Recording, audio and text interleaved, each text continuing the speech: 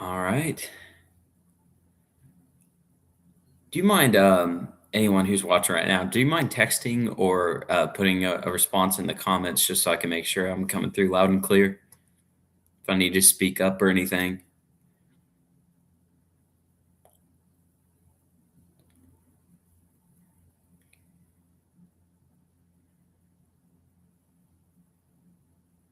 Can hear you. Awesome. Thank you. Thank you. Okay. Let's put this here. Clear. Awesome. Thank you, Tabitha. And let me check. You're fine. Okay, great. Great. All right. I'll wait a few more seconds, just to make sure everyone's going to be in here that plans to be in here. Oh man, it is nasty outside. It is nasty.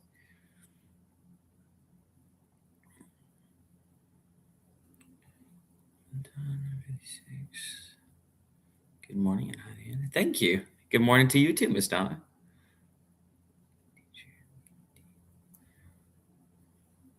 And hi to Mr. Gist.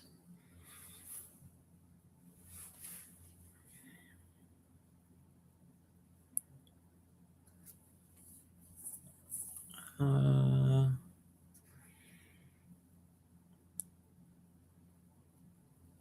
okay, just a couple more minutes.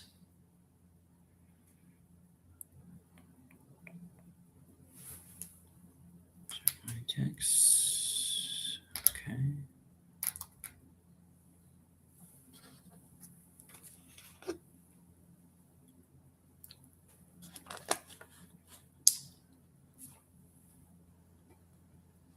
Well, nice, nice. Okay.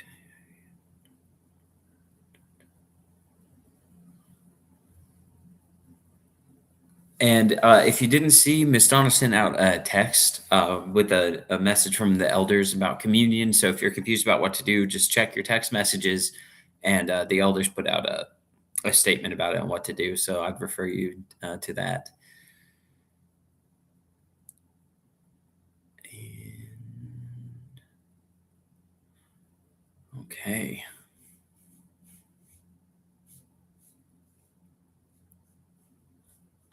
Dean.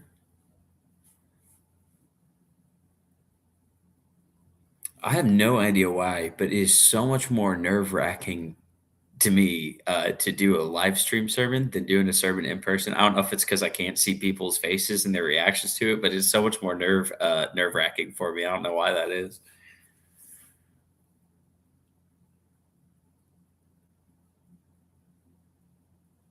All right, let's see here.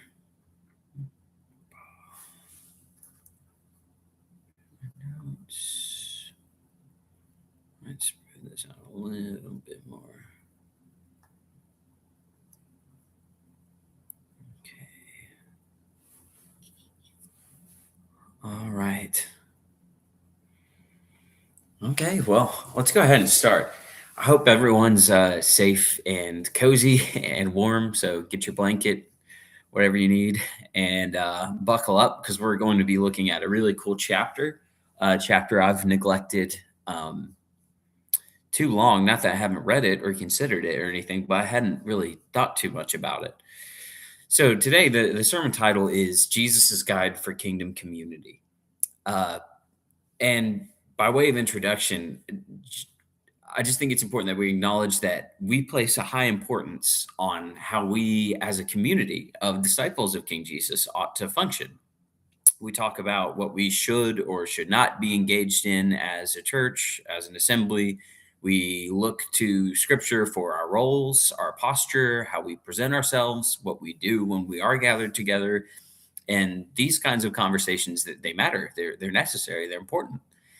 But often, when we go searching for clarity into these topics, we turn to Acts to see what the early church did, or we study Paul's instructions to assemblies scattered throughout the ancient world, hoping to find guidance for how we should proceed today. And I think that's good. I think that's right. But in the spirit of what Clark recently preached on, the most important thing, he asked, "What is the most important thing for a someone who wants to follow Jesus?" And it was about loving God and loving your neighbor as yourself. And in that spirit, I want us to take a step back and look at Jesus's own vision for how this church community of learners, uh, what it should look like.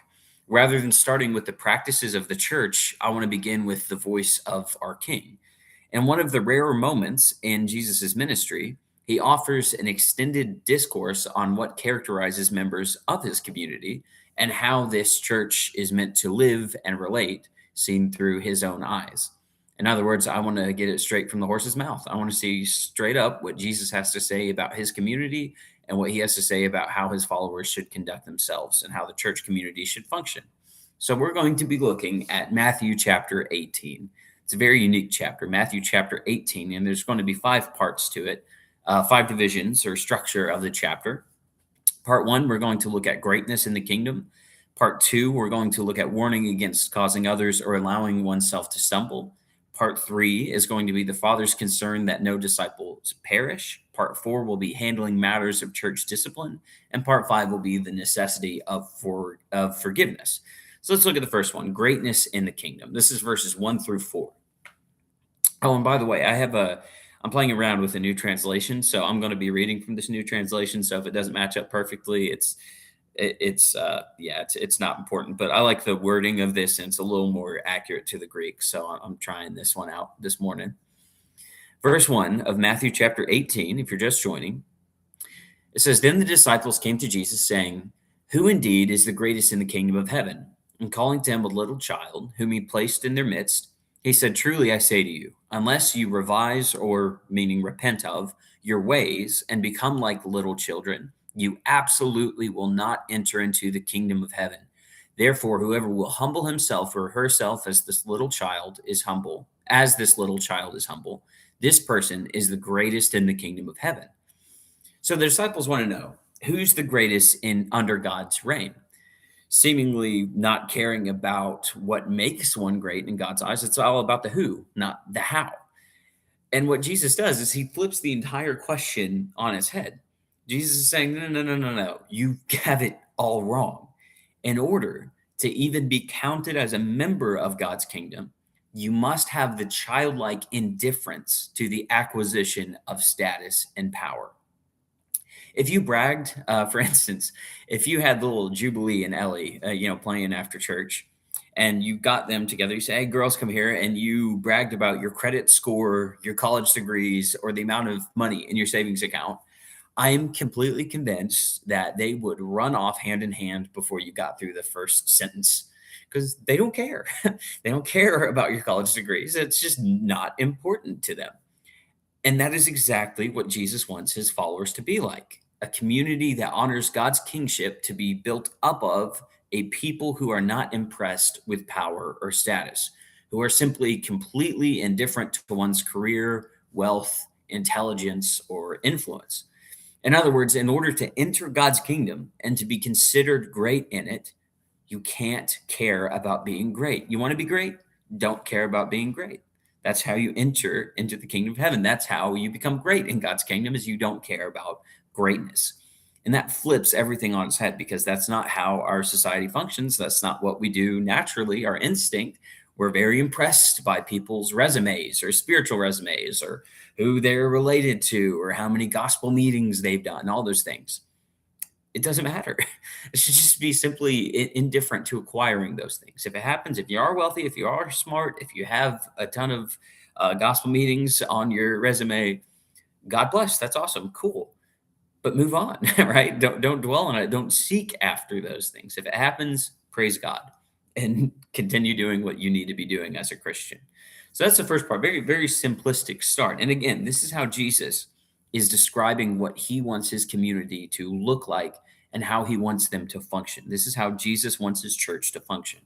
So let's look at part 2, warning against causing others or allowing oneself to stumble. This is verses 5 through 9, Matthew 18, 5 through 9. "And whoever receives one such little child in my name receives me. But whoever it may be that causes one of these little ones who believe in me to stumble, It would be better for them that a large millstone were hung around their necks and they were drowned in the depths of the sea. Woe to the world for the stumbling blocks it brings. For although it is necessary for such causes of stumbling to come, woe to the one through whom the stumbling block comes. But if your hand or your foot causes you to stumble, cut it off and cast it from you. For it is better to enter into life crippled or lame than having two hands or 2 feet to be cast into eternal fire. And if your eye causes you to stumble, pluck it out and cast it from you. For it is better to enter into life with one eye than having two eyes to be cast into the Gehenna of fire. So here's a quote from Hagner in his volume on Matthew, in his commentary on Matthew. He writes, the first part of the chapter is about disciples, not children. Even the reference to the little child in verses 1 through 4 is only for the purpose of encouraging childlikeness in the disciples. Thus, verse 5-2 is not about receiving children, but about welcoming the disciples of Jesus, who for the moment in this transitional verse is referred to as one such child. In other words, we kind of look with sentimentality on these verses, and I'm not saying that's bad. Like, of course, Jesus cares about children. But the whole point is that his disciples are being described as little children. If you have to be like a child in order to enter into this Christian community, Jesus is taking that metaphor and continuing with it and calling his disciples children or little ones. We see this in First John a lot. He calls them little children, my little children. That's a common vernacular for Christians, for a disciple of Jesus. So what takes utmost importance in a church community in Jesus's eyes, again, what will we say is of utmost importance in our assemblies? Well, according to Jesus, it's how we as fellow children of God treat one another. Notice Jesus' self-identification with the disciples who have humbled themselves like a child. I can't help but think of when Jesus reveals himself to Saul on the road to Damascus. He says, Saul, Saul, why are you persecuting me? Jesus is identifying himself with the weakest of little ones, of children, of his disciples. And this should be very sobering to us. How we treat the most quote unquote insignificant disciple is how we treat Jesus. That's serious. Those people that we forget about, those people that don't make much noise, the people who slip through the background, how we treat them is a reflection of how we treat Jesus. Jesus would say, that's how you're treating me. Thus, the grave warning about the one who causes another to stumble, about the millstone around the neck. We can cause our brothers or sisters to stumble in so many different ways. We can exhibit cruelty in our speech. We can encourage people, like Paul describes, with weaker consciences to do something that they don't feel comfortable to engage in. We can withhold kindness, all sorts of things. And Jesus acknowledges the necessity of temptation and stumbling in a fallen world. Jesus says, I know we're in a broken world, so there's going to be causes to sin, but that does not give us license to freely add to that mess and that brokenness. To give you an analogy, it's like when you're out shopping and you see this drives me nuts. When you're out shopping, like at Kroger, in town, and you see a perfectly able-bodied person leave their cart in other parking spaces or, like park it in the grass or something, or just abandon it completely instead of taking it to the cart corral, like you're supposed to. And if you press them on it, if you say, why are they doing that? They'll often defend themselves by saying, oh, well, that's what they pay employees for that. They have jobs to do that. And sure, we live in a world where selfish decisions create jobs, but that doesn't mean we're supposed to add to that mess. That doesn't mean if someone's mopping the floor that we just pour out a cup of coffee on the floor and like, oh, well, we're supposed to do it. Just because we live in a broken world doesn't mean that we are free to add to that brokenness, to create stumbling blocks. Not only is Jesus concerned for the possible stumbling blocks we place before fellow disciples or fellow little children, Jesus also warns us about us making stumbling blocks for ourselves. So we create stumbling blocks for other people and we create stumbling blocks for ourselves. Both come with grave warnings. And that's why he says, cut it off. If your eye causes you to stumble, cut it out. Now, to be clear, Jesus is not teaching self mutilation as a spiritual discipline by simple reason of what Jesus says elsewhere. Where does sin come from? It comes from the heart. It doesn't come from the foot. It doesn't come from the eye. What Jesus is communicating is the point that no matter the cost, we must cut out whatever it is that entices us to go back to sin. Very much akin to what Paul says about make no provision for the flesh. Jesus is communicating that the point that no matter the cost, we must cut out whatever it is that's enticing us to sin. Simply put, if you're on a diet, don't carry around a chocolate cake. Makes sense? If you're on a diet, if you're trying to cut calories, don't hang on to a chocolate cake. Cut it out, get it out of your house. Whatever you struggle with, know what your triggers are. If it's social media, if that makes you lean into anger or lust or gossip or covetousness, cut it out, delete social media. If it's certain friends that are continually triggering you to sin, cut them out. That sounds harsh, but hey, it's better than the alternative, Jesus says. If it's a certain environment, if it consistently encourages you to sin, no matter how bad it hurts, cut it out of your life. Why? Because it is better to enter into the not yet kingdom maimed, having experienced that hurt, than to enter into Gehenna fully whole. And interestingly enough, a little side note, this is a bonus. I believe that Jesus is being very clever with the connection of his disciples being called little ones or children and the underlying danger of entering into Gehenna. Here's what I mean. So the word Gehenna, some translations write hell. Gehenna is a Greek transliteration of the Hebrew word Hinnom, or Valley of Hinnom. And do you know what happened in the Valley of Hinnom in 2 Chronicles 28 and in chapter 33? It was a place where idolatrous Israelite kings would sacrifice their own children. They'd go to Hinnom, Gehenna, or hell. They'd go to hell. They'd go to Gehenna, and they would offer up their own child to foreign gods by burning them alive. Do you see the connection here? Jesus is warning us that when we cause other little children, other disciples to sin, if we are giving the flesh all at once to sin, we are essentially just like those evil kings who burn their children alive.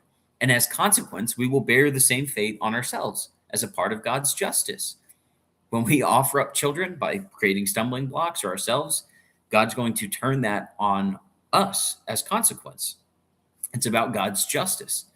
Now let's look at the third movement, the Father's concern that no disciple perish, verses 10 through 14.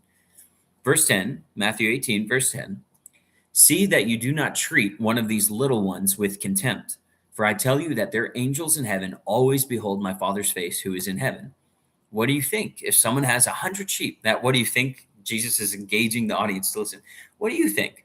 If someone has 100 sheep and one of them goes astray, will not that person leave the 99 on the hills and go and seek the straying sheep? And if that person finds it, truly I say to you, that person will rejoice over it more than over the 99 who have not strayed. Thus it is not the will of your Father who is in heaven that one of these little ones should perish. It is clear that Jesus is continuing with the image of his disciples as little children. So here again, Jesus issues the stern warning, see to it, make sure of this.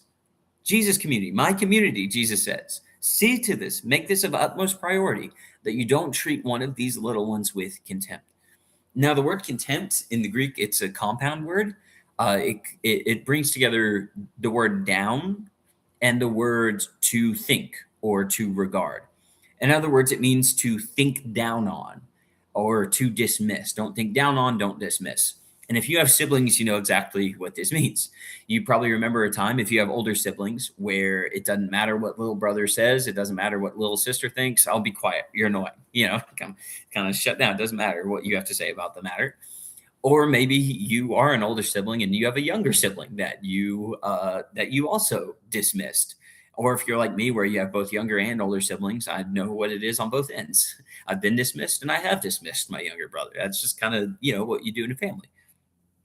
But this dismissal or devaluing of a brother or sister has no place in Jesus's community. Why? Because our Father places innumerable value on every single one of his saints. So much so, Jesus says, that God has allotted all of us with an angel that reports to him.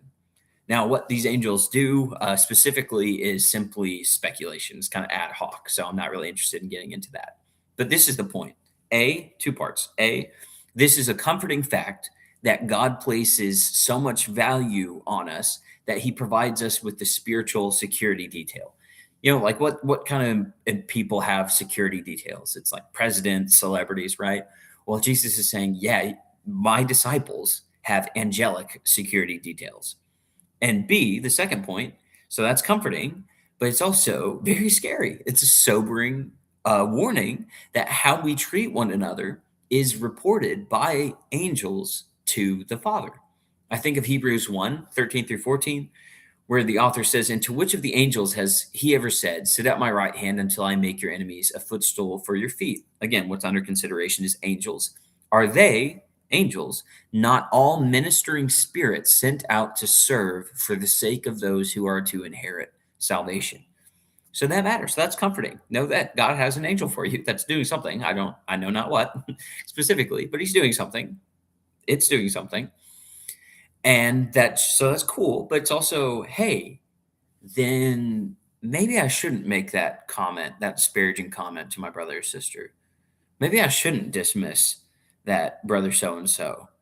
Maybe I shouldn't laugh at them behind their back because their angel sees that and is going to tell the Father about it. So it's comforting and sobering. Much that's kind of the theme of this chapter, really. So let's look at part 4, handling matters of church discipline. And by far, this is one of the more difficult um, parts in the chapter to interpret. But I'm going to give it a shot anyway. Verse 15, Matthew 18, verse 15. It says, "And if your brother or sister sins," and in brackets, against you, sins or sins against you, "go and rebuke him or her just between the two of you. If she or he listens, you have gained your sister or brother. But if he or she does not listen, take with you one or two others in order that every matter may be established by the mouth of two or three witnesses.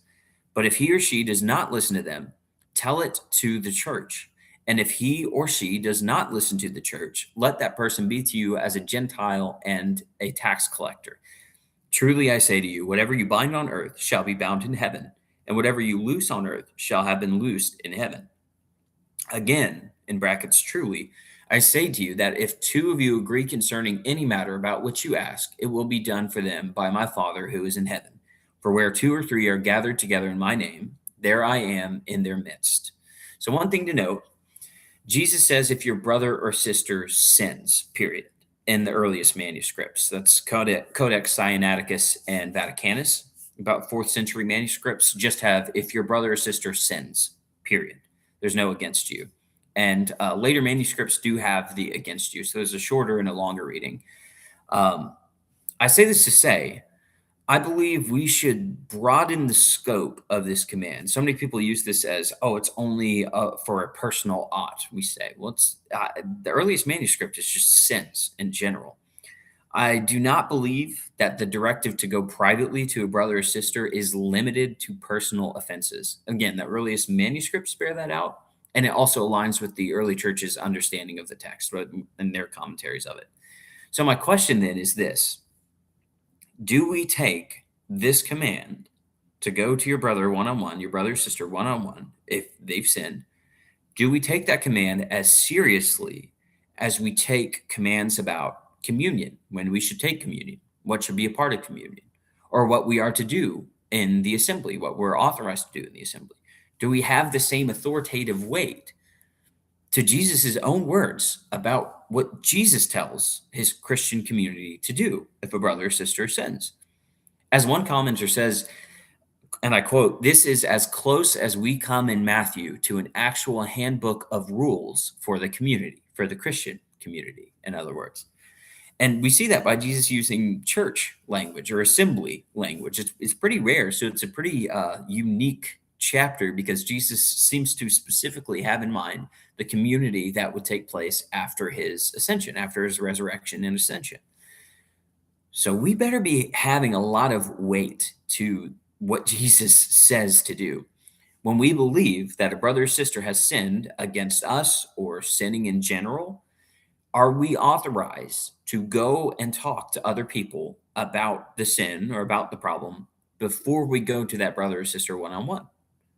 I acknowledge that that idea is extremely uncomfortable. Uh, for crying out loud, my generation, myself included, we get panic attacks when a stranger calls us on the phone. Like we're not very good at uncomfortable social interactions. But when we fail to go one on one with a brother or sister who sinned or sinned against us, we are disobeying Jesus himself as well as denying potential for deeper relationships. I have brothers. I got three of them. And you better believe we have gotten on each other's cases about missteps, about wrongs, about sins. And I love my brothers dearly. They're about the closest people to me on this earth. I love every single one of them. And yeah, there's been awkward moments, there's been uncomfortable moments, there have been stern moments. But all that does with people who are like children, who where there's no pride, no ego, simply trying to be our best learners of Jesus, followers of Jesus. And when someone like that corrects you, or if you're like that and you correct a brother or sister or address a sin with them, if they're of the same mindset that you are, trying to follow Jesus humbly and childlike innocence, then there might be, missteps, there might be awkward moments, but what it does is it makes you closer. It doesn't make you further apart. It makes you closer. And I lament how many lost connections we in the church have had because we don't do what Jesus says. I mean, it's really that simple. Imagine that when you actually do what Jesus says, things work. Like, wow, who would have thought? I'm being sarcastic, by the way, if it's not coming through on screen. And if we don't do that, if we don't do this one-on-one principle that Jesus sets forward, we're disobeying Jesus himself. In the case that the brother or sister remains unrepentant, Jesus clarifies, goes on to say, it is then that we are to gather two or three witnesses to witness the accusation. And if they still remain unrepentant, then we are to present the problem to the entire community, to the church. And if they still don't repent, then we are to ostracize them from the assembly. In other words, excommunicate them. This foundational concept of the two or three witnesses is found in the Torah. Jesus quotes it here, Deuteronomy 19:15. It says, a single witness shall not suffice against a person for any crime or for any wrong in connection with any offense that he has committed. Only on the evidence of two witnesses or of three witnesses shall a charge be established. So it's about this levying, this weight of the accusation is through witnesses. So when Jesus speaks about things being bound in heaven and where two or three are gathered in my name, there I am also. I believe, again, I could be wrong about this, but I believe that Jesus is simply placing authoritative weight to the discipline in the church community, so long as it is done in accordance with his directives. In other words, if someone has been withdrawn from by a church community, then God upholds that decision in heaven. If you're not in right standing with the church, you're not in right standing with God. As long as the church has done what Jesus has just said, the one-on-one, two or three witnesses, and then the entire church. And this shows the pragmatism of Jesus here, because Jesus knows that we're still messed up people. Therefore, we're all going to have missteps and sin that harms the community. But Jesus commands a reconciliatory path forward that prevents it. Think about the brilliance of this. This path that Jesus has, this directive, this command of how we address sin in Christian communities, is a path that prevents abuse, it prevents cruelty, and it prevents overt embarrassment. It gives someone, a fair shot without it being, overtly embarrassing for someone. So please understand, I beg you, please understand this. If you believe a brother or sister is in the wrong and you go to other people to communicate your problem, I believe that is sinning. At the very least, you're not doing what Jesus said here. If you believe that Jesus has authority of how the church is to behave and function, then we have to follow Jesus's commands about how we behave and function. And also, church discipline, that ostracizing or excommunicating, has no effect if we don't have meaningful relationships in Christian community. Nowadays, if someone is reproved by a church and they don't like it, what do? They just go down the street to another church, which would not be an option in first century. And the only way that that's actually discipline or it actually stings is if there's actually a revoking of something that was meaningful and important, which is why it's so important that we as a Christian community establish meaningful relationships with one another. Not for the purpose of discipline, but not entirely. And never mind, I'm going to confuse myself. So let's look at part 5, the necessity of forgiveness. And this is perhaps one of Jesus' most famous parables. It's so important, though. It's so important. Verse 21, Matthew 18, verse 21. Then Peter came and said to him, Lord, how many times will my brother or sister sin against me, and I must forgive that person? As many as 7? I almost picture Peter being like, that's pretty generous. That's a good number. 7. Yeah, that's gracious. Verse 22, Jesus said to him, I tell you, not as many as 7, but as many as 70 times 7. Because of this, the kingdom of heaven is like the situation of a king who desired to settle accounts with his servants. As he began to do this, a man was brought to him who owed him 10,000 talents. That's a myriad. That's the highest number in Greek. But when he was unable to pay it back, the sovereign commanded him to be sold together with his wife and children and everything he had in order that the debt might be paid. The servant, therefore, falling down, prostrated himself before him, saying, Be patient toward me, and I will repay everything to you. Yeah, right. That is an impossible debt to pay back.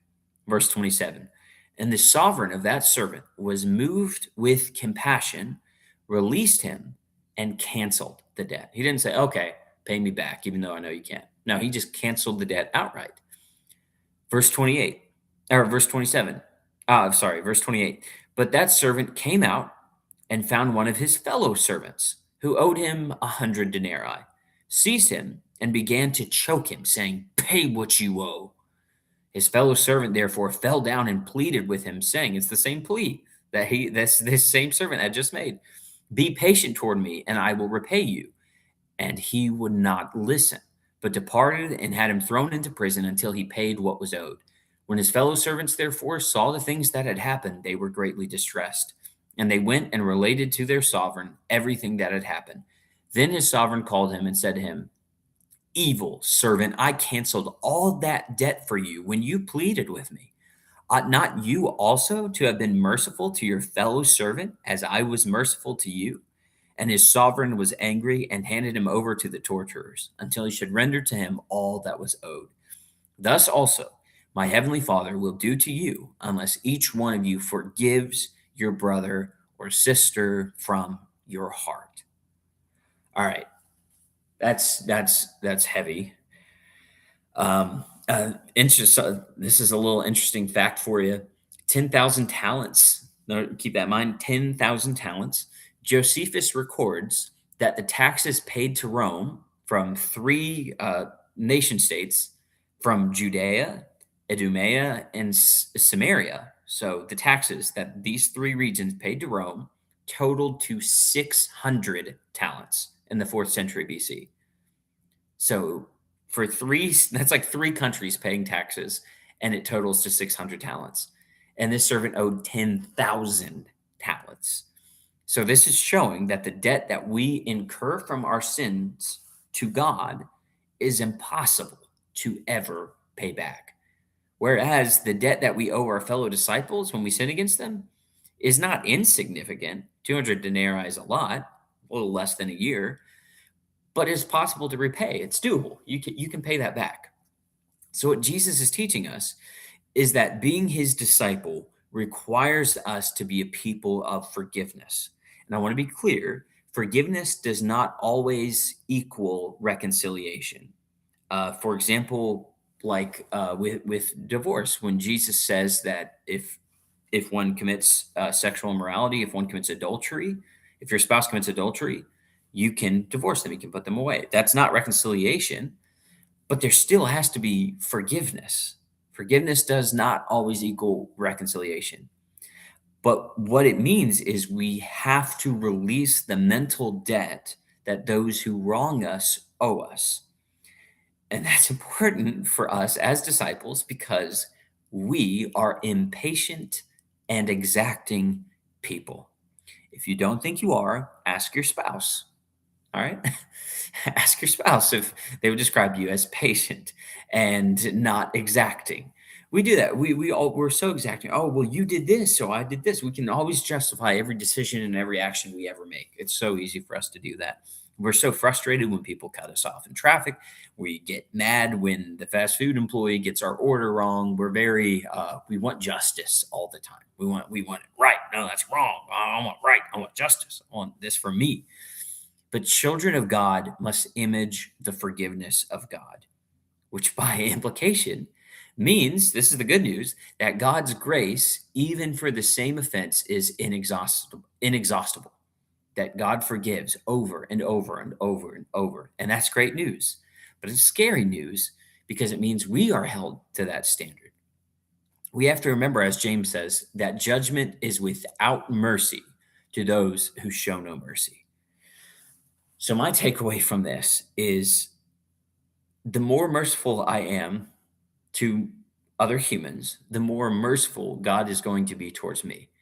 So, why on earth would I not be as merciful and as gracious as possible to other people? And it's a net positive. It's a net positive. We need to be the most gracious people. We need to go beyond what we even think we're capable of when it comes to forgiveness and not holding things against people. Okay, they said something rude. Forget about it. Move on. Release them from the dead. Don't dwell on it. Don't meditate on it. I love what I believe it's Proverbs or Ecclesiastes says. He writes that you know that you yourself have cursed, but behind closed doors, that you said stupid stuff that you didn't think anyone paid attention to. So keep that in mind. Have that ambivalence towards people. Is ambivalence the right word? I don't know, but I used it. So here's the conclusion: Jesus' directives for the Christian community. Again, we hold a lot of weight in seeing what the early church did in Acts or in Paul's letters, how he commanded them to function, behave, and those things are important. I'm not denigrating that at all. Those are important. They're crucial. They're necessary. But so is what Jesus has to say about what we as the church prioritize and how we function. We need to give the same weight to this and not allegorize everything or explain away or principleize all of this and disregard the path that Jesus actually sets forward for a Christian community. So here's the 5 points. 1, be like children. Don't conflate success, power, intelligence, wealth, or status as moral virtue. We in the church do this sometimes. I've heard it from my own mouth. I've heard it from other people's mouths. We're easily impressed with worldly accomplishments. Again, that doesn't mean they're necessarily evil, but we must be spiritually apathetic to it. That's not what this life's about. That's not what makes one great or qualified in the kingdom. Oh, they have a great job. They'd be great for this role. That's not how it works. It's about not caring about acquiring greatness or status or power. That's how we enter into the kingdom, is by not caring about greatness. 2, don't create a stumbling block for fellow disciples or for yourself. Jesus says a millstone around the neck is the better outcome than if we choose to add our own effort to the devil's work. Listen, the devil's got the temptation department handled. He is great at having our number and getting us to fall. He's great at it. He doesn't need any help. He doesn't need you aiding him. So cut it out. Whatever it is, that's to me, that's to you. Cut it out. Whatever's enticing you over and over, whatever's triggering you, doesn't matter how awkward it will make it or for you, or how difficult or how much pain it's going to bring. Cut it out. It's better than the alternative. 3, every single disciple holds immeasurable value to the Father. I think that's something that we in the church have poorly communicated. And we often talk about how vile we are. And there's a degree to which that is true. But that's not ever how Jesus describes his disciples, his little children. He describes us as he leaves the 99 to go after the one. It's just like if you know you have $100 in your wallet and you're missing a 20. You counted it before you left home. I got $100 in my wallet. You go out through your day, you look in your wallet, and you only have $80. You freak out. You look for that 20. Well, maybe you're not as much of a penny pincher as I am, but I'm searching for that 20. That's going to ruin my day. I'm going to be looking for that 20. You know what? It doesn't matter if I got $80 in my wallet. I'm looking for that lost one. That's how Jesus feels about you. That's how Jesus feels about me. That's how the Father feels about you. He leaves the 99 to go after the one, and he rejoices more over one that has been restored once it's been found. Therefore, even when we don't personally care for a brother or sister, I, I know that sounds awful, but come on, that's realistic. There's people you don't personality, we're humans. Personalities clash. We don't have the same style. We don't have the same opinions, and I don't really care for that brother or sister. So be it. Keep in mind that Jesus himself identifies in that brother or sister. That Jesus says how you treat that brother or sister that you don't care for too much is how you treat me. That's sobering. That should make us, we let our words just say whatever our brain's thinking. There's a disconnect between our brain and our mouth sometimes. So I encourage all of us to pause when we are speaking to one another and think, is this actually edifying them? Is this a subtle dig? And do I have ulterior motives in what I'm saying to my brother or sister, or to a question, or how I talk to other people about that brother or sister? 4, when we believe a brother or sister is in sin, obey Jesus' command, not social comfort. We go one-on-one. We don't gossip. We don't consult with others about the sin. We begin with them. And I would phrase it this way: why would we take King Jesus' words as a suggestion rather than a command? That's a sincere question. I would rather err on the side of caution here. I'd rather err on the side of I'm going to follow exactly what Jesus says. And I'm not perfect at that. I catch myself sometimes. I'm like, why am I saying that? I haven't talked to that brother or sister about that. 5, final. Forgiveness is non-negotiable for a Jesus follower.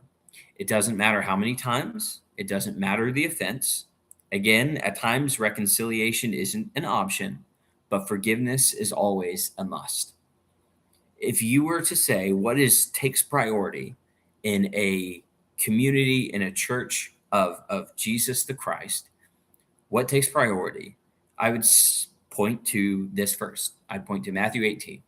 This is how Jesus envisioned his community, how they would behave, what would take priority, how they would treat one another, they would address sin, the value that they placed on each other, how they spoke to each other, and so on. So who are we to think any different? Who are we to act any differently than what Jesus prescribes in Matthew 18? Again, we care about authority. That's great. That's awesome. We need to. It's necessary. We should care about this too. This is Jesus' own words. Well, I hope this was encouraging and also challenging at the same time. It has been for me. So I hope you had that same experience. Let's do it. It's easier said than done, but let's make this a priority. Make this a priority in your life. I'm challenged to make this a priority in my life. And I really want to kind of take stock, take a reevaluation of how I've acted, how I've behaved, and really consider if it's aligned with Matthew 18. I encourage you to do the same. Again, I hope everyone's safe. Hope everyone's warm and cozy. Please be safe out there. Let me or the deacons or the elders know if you need anything. And love you guys. God bless you all. And again, as always, if I said anything weird or questionable, you're always more than welcome to address it. I'm happy to look at it, reconsider, and so on. Well, God bless you all. Thank you so much. Have a good Sunday.